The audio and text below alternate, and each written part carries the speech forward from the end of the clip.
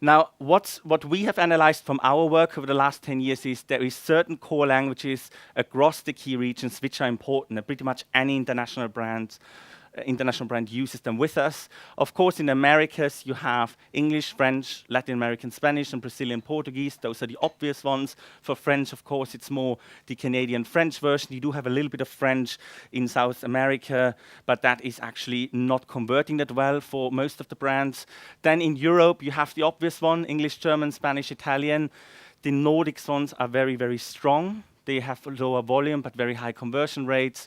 And then you have Dutch in there as well, which is actually for a lot of our global brands moving up into the top languages. And sometimes in terms of conversion rates and revenue volume, it's actually beating Italian and Spanish. It depends on the brand, but it's performing really well. And it's quite often the language which is left out. The reason for that only is people don't have the site localized quite often, and they think, oh, let's not do Dutch. But if you just localize your activities, such as BBC, you actually quite often have a quick win, in particular for luxury brand who hardly ever localize for that language.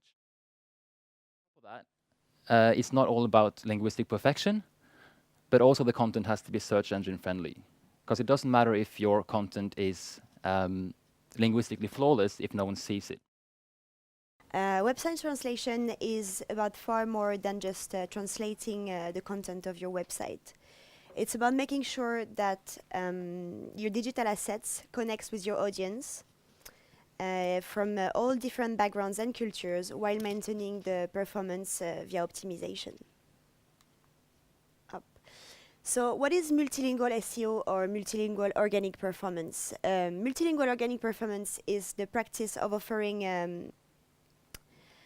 an optimized website and content to the user as well as the search engine in a variety of languages.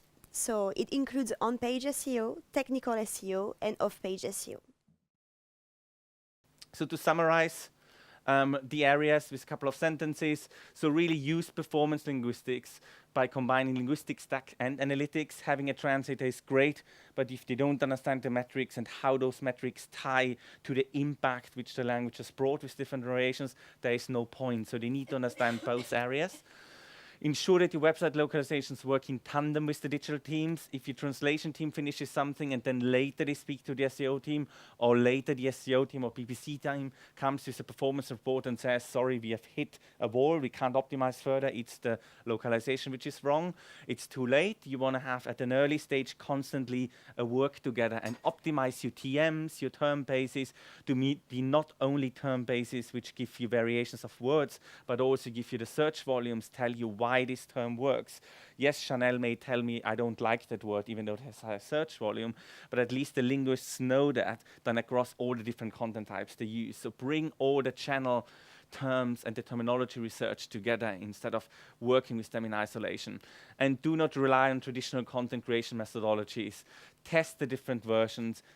It's the job of a content analyst, again, to come to you and say, that's your approach. You want to go live in a week. You have 20 million keywords. Okay, Expedia, you're going to have to use that one first.